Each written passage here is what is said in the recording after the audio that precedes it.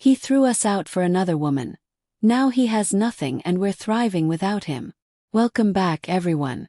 Before we dive into today's story, take a moment to reflect and share in the comments what resonated with you most. Don't forget to like, subscribe, and turn on the notification bell. Your support keeps stories like this alive. They say the sharpest pain of betrayal doesn't come from enemies. It comes from those who once promised to protect your heart. And I can say with absolute certainty, that's true. My name is Danielle Rivers, a 38-year-old black woman born and raised in the heart of Atlanta, Georgia. I was raised on the values of hard work, loyalty, and the quiet belief that if you gave your all to someone, if you stood beside them through struggle, they'd do the same for you. I thought pain was temporary and that love, if nurtured, always led to reward. I was wrong. I met Julian when I was in my early 20s. I was juggling classes at Atlanta Tech and working long shifts at a downtown diner. He came in one rainy evening with a smile that made you forget the storm outside. Charismatic, driven, funny in a way that softened even the hardest days. Julian made me feel seen. He told me he was tired of watching other people win while folks like us struggled. He had plans, hustles, big dreams, and I believed him. We dated for 3 years before getting married in a tiny church off Auburn Avenue. We didn't have much. A beat-up car, second-hand furniture, ramen dinners, but we had each other. When our daughter Lana was born, with Julian's eyes and my stubborn chin, I thought we were finally building the life we dreamed about. Then came our son Caleb, and it felt like everything was falling into place. Julian talked about the businesses he'd start, the investments he'd make, the future he'd build for us. Meanwhile, I worked as a nurse. Double shifts, sometimes triple. I was exhausted, but I still read bedtime stories, braided Lana's hair, and kept our little apartment full of warmth. But cracks eventually show. The first red flag. Second phone. Then whispers behind closed doors. Late-night meetings that turned into nights he didn't come home. When I asked questions, he'd get defensive, then sweet. He'd bring flowers, ice cream for the kids, crack a joke to smooth it over. I let it go.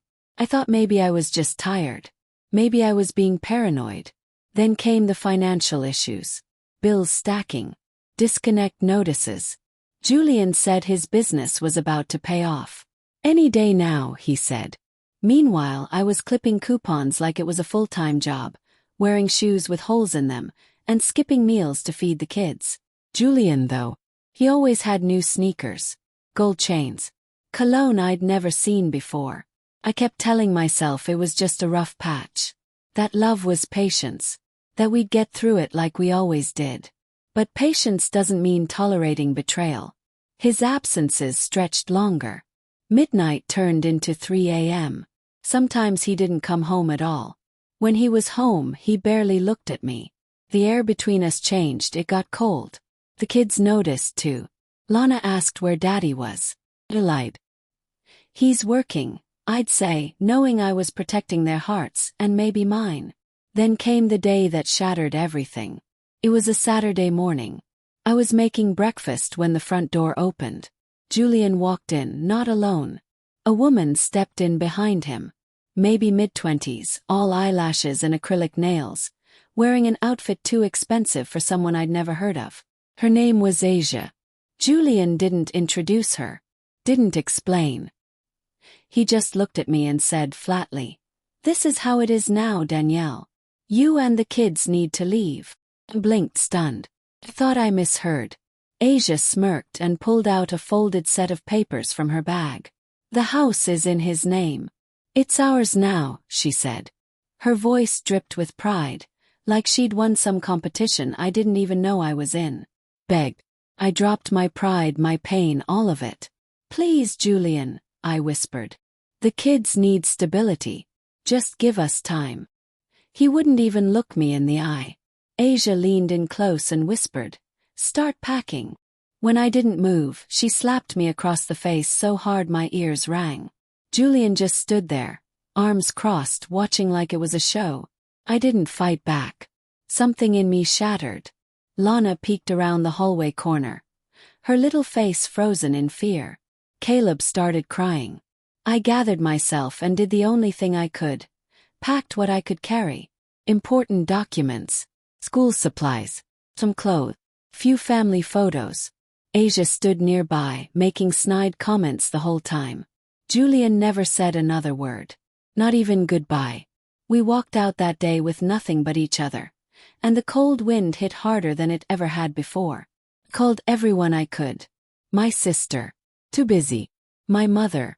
Out of town. My friends. Sorry, I wish I could help. That first night we slept in my car. In a Walmart parking lot.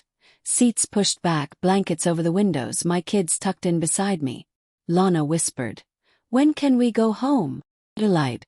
"Soon, baby." For weeks we lived that way. Parking lots. Gas station bathrooms. Cheap motels when I scraped together enough cash. I kept the kids clean, got them to school on time, and lied to everyone about why we moved. Told co-workers Julian got a job in another state. I was ashamed. And utterly alone. But I survived. Eventually, I saved enough to rent a tiny 2-bedroom in Decatur. It was nothing. Peeling paint, noisy neighbors, but it was ours. I turned crates into furniture, hung up our photos, and gave the kids a sense of home again. Slowly we began to breathe. Julian never called. Never sent money. Never asked about the kids. Lana stopped asking. Caleb stopped drawing pictures of our family and started drawing just me and him. I took online classes at night, determined to earn my RN and build a better future for us. I was exhausted, but I was free. 3 years later we moved to North Carolina. Cost of living was lower, and nobody knew my story. We found a small rental, planted a garden, painted the walls sunshine yellow. I watched my kids heal.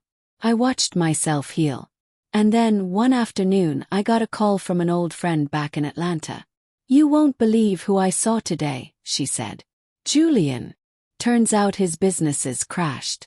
Bad loans, worse decisions. Asia drained his bank accounts and ran off with someone else. The house was foreclosed. His car repossessed. Last anyone saw, he was sleeping in his car, begging cousins for a couch to crash on. He had nothing. No money. No friends. Not even Asia.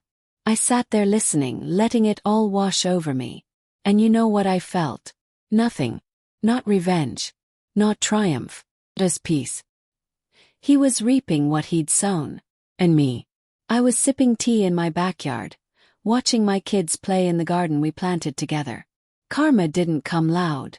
It came gently, as the quiet life I built from ruin. I never blocked Julian's number. I thought maybe he'd call. To apologize. To ask about the kids. Beg. But he never did. And I stopped waiting. These days Lana is thriving. Caleb sleeps soundly. I've learned to laugh again. Saturday mornings are for pancakes. Evenings are for card games. We have love in this house. We have peace. That's the real ending to my story.